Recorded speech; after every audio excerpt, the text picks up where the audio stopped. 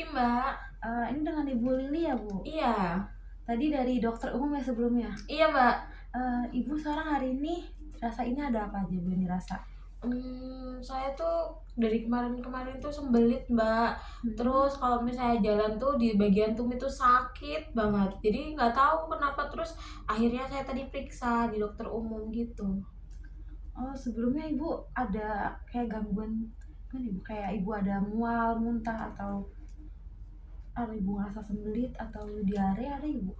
Saya cuma sembelit sih, Mbak. Terus kalau misalnya sekalinya udah bisa buang air besar gitu tuh biasanya langsung apa namanya, eee, Langsung kayak kayak diare iya, gitu. kayak dari langsung banyak gitu ya, Iya, kayak cair ya, Bu? mhm.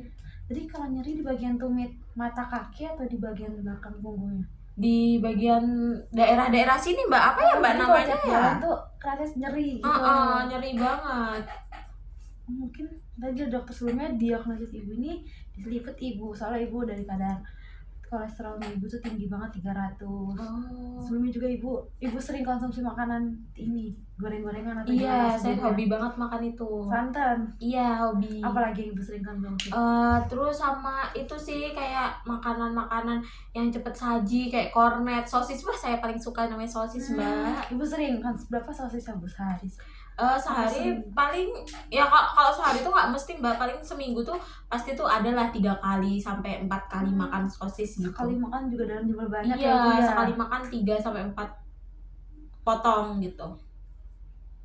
Sebentar, boleh ibu saya tunggu sebentar untuk saya hitungkan kebutuhan ibu, karena ibu kan dari diagnosis dokter ini membuat ibu dislipidemia kan ibu, dirujuk di diagnosis dislipidemia, lalu saya diberikan oleh dokter untuk membuat asuhan gizi untuk ibu.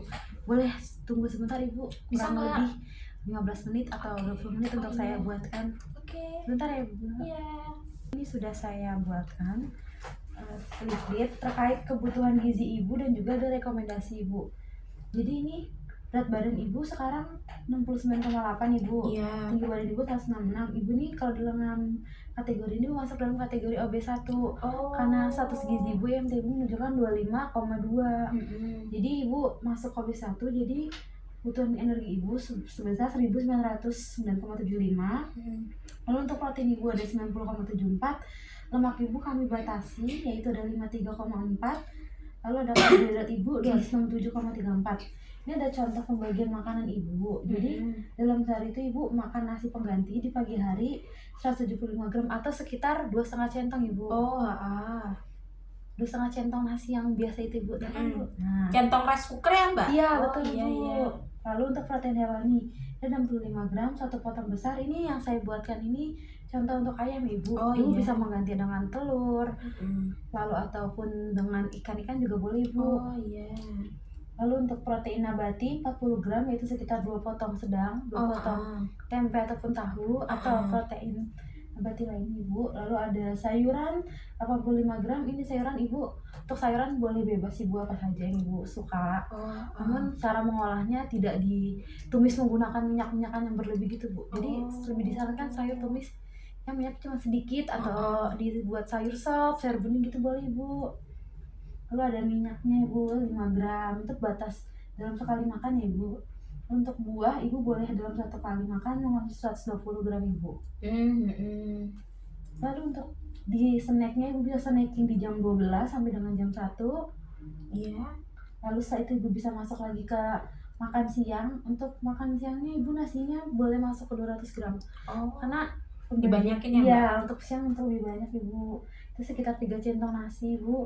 Lalu untuk protein hewaninya 75 gram ibu.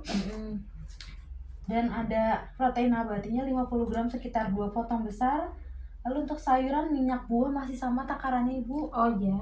Yang berubah hanya di nasi, protein hewani dan nabati. Untuk makan malam, untuk sebelum makan malam ibu masih boleh snacking, itu di jam 3 sampai dengan jam 4 ibu boleh snacking. Lalu dilanjut makan malam di sekitar jam 6 sampai dengan jam 7 ya bu ya, boleh makan jam segitu. Itu ibu nasi penggantinya di 180 gram ada di 2,5 centong ibu. Lalu ada protein hewani 70 gram 1 potong besar, protein nabatinya 2 potong sedang 40 gram ibu. Untuk sayur, minyak dan buah juga masih sama, Lalu ini saya ada sedikit rekomendasi menu ibu untuk ibu. Untuk makan pagi ibu bisa makan nasi, lalu ada ayam tadi protein hewani dibuat pepes ayam, ataupun tempenya dibuat bacem masih boleh kok ibu. Untuk sayurnya ada sayur sop, buahnya ada papaya, snacknya bisa singkong rebus, ada juga puding buah, dan juga ubi. Untuk siangnya ada ini ibu nasi atau kentang-kentangnya mungkin kalau ibu suka yang mashed potato atau direbus, digoreng gitu masih boleh bu. Oh iya. Lalu dengan ayam panggang, tahu sekutel, brokoli, wortel buncis rebus dan juga apel. Untuk makan malamnya ada nasi ikan bumbu kuning dengan pepes tahu dan juga capcay ibu. Lalu snacknya ada ubi rebus. Lalu selanjutnya ada ini. Untuk menu apa ibu ada yang mau ditanyakan terlebih dahulu? Nggak usah mbak, ntar saya baca-baca di rumah ngerti. Lalu di sini ada ini ibu, diet dislipid itu untuk pengendalian kadar kolesterol ibu, LDL dan juga HDL ibu. Lalu kan tadi hipertensi ibu juga tinggi ya, tekanan darah ibu ya? Iya. Ada di 130 per Iya. 80 ya ibu, tinggi Iya. banget. Jadi saya memberikan ibu juga diet rendah garam. Nah, rendah garam sendiri ada rendah garam 1, 200-400 mg, rendah garam 2 dan 600-800 mg, rendah garam 3, 1000 sampai 1200 gram. Nah, untuk ibu ini masih bisa mengonsumsi yang di rendah garam 3 ibu. Oh. Jadi ibu sehari masih bisa 1000 sampai 1200 mg. Jadi kan cara mengatur tadi kan ibu harus mengurangi makanan digoreng, lalu dengan penambahan santan. Terlebih ibu bilang suka santan ya bu ya. Nah itu ibu boleh mulai kurangi ibu pelan-pelan. Karena santan ini lemaknya tinggi ibu, jadi takut nanti memperburuk dislipidnya ibu. Jadi boleh dikurangi secara pelan-pelan. Dan juga bisa diganti dengan panggang, kukus ataupun rebus dan menumis, tapi tanpa garam ibu tumisannya. Oh iya. Tapi hanya menambahkan sedikit gitu loh. Oh iya. Lalu untuk makanannya itu dihindarinya makanan berlemak kayak daging merah yang banyak lemaknya itu ibu tahu kan yang kayak ada makanan masih berlemaknya kayak sandung lamur gitu-gitu kayak ibu. Gaji gitu ya. Iya itu baiknya dikurangi dulu ibu. Ada jeroan, telur, kulit ayam, dan juga daging bebek, keju dan juga goreng-gorengan ibu. Kayak sosis tadi ibu boleh di stop terlebih dahulu. Pelan-pelan nggak apa ibu. Lalu untuk minumannya boleh berperisa manisnya dikurangin, lalu soda-sodaan beralkohol dan juga kopi untuk mencegah terjadinya GERD ya ibu. Soalnya biasanya itu lanjut ibu. Nah jadi ibu untuk makanan yang dianjurkannya itu untuk karbohidrat boleh beras merah, pasta, makaroni, roti tinggi serat, sereal, ubi, kentang, gandum dan juga oat atau singkong. Lalu untuk protein hewani itu ibu boleh mengonsumsi ikan, daging ayam tanpa kulit seperti bagian dada, filet gitu ibu masih boleh. Untuk telur semisal ibu pengen boleh ibu makan putihnya saja ibu. Oh iya. Nah soalnya kalau kuningnya itu terlalu masih banyak mengandung kolesterol gitu bu. Lalu untuk susu boleh ibu tapi yang skim ya bu ya, yang rendah lemak. Lalu untuk yogurt juga sama, untuk rendah sama yang masih rendah lemak. Untuk protein nabati boleh konsumsi tempe, tahu, kacang polong juga kacang kedelai. Untuk sayuran dan buah itu masih boleh semuanya ibu dikonsumsi ibu, tidak ada larangan untuk sayuran dan juga jenis buahnya. Untuk sayuran tapi tadi yang saya sampaikan di awal ibu, untuk sayuran dikonsumsinya sebaiknya tidak yang ditumis dengan garam ibu. Boleh di sup ataupun dikukus direbus seperti itu bu. Lalu untuk lemak yang bisa menggunakan minyak jagung, minyak zaitun, unsalted butter ataupun minyak zaitun ibu. Untuk yang tidak dianjurkan itu untuk dislipid itu ada produk makanan jadi kayak pie, cake, croissant ataupun kue berlemak lainnya dan juga nasi uduk. Untuk proteinnya itu tadi daging bebek, ikan goreng, jeroan, daging kambing, corned beef, sarden, kuning telur, sosis, UHT dan juga keju. Untuk protein nabati itu yang dimasak dengan santan ataupun yang digoreng itu sangat tidak dianjurkan untuk pasien dislipid ini ibu.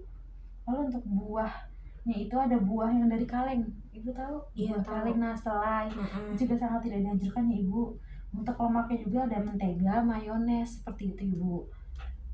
Kira-kira untuk ini leaflet yang saya sampaikan atau ada ibu mau tanyakan bu terkait bahan makanan? Sepertinya enggak mbak. Nanti ini akan saya berikan kepada ibu. Ibu boleh membaca lagi. Misal bingung ibu boleh tanya kepada saya. Makasih. Atau ibu boleh menanyakan lagi terkait kondisi ibu atau? Kayaknya enggak deh mbak. Baik ibu, mungkin itu saja konsultasi kita hari ini. Nanti ketika ibu ada keluhan lagi mungkin boleh datang ke sini atau di jadwal selanjutnya ibu boleh menemui saya kembali. Terima kasih ya Bu. Iya, makasih Mbak.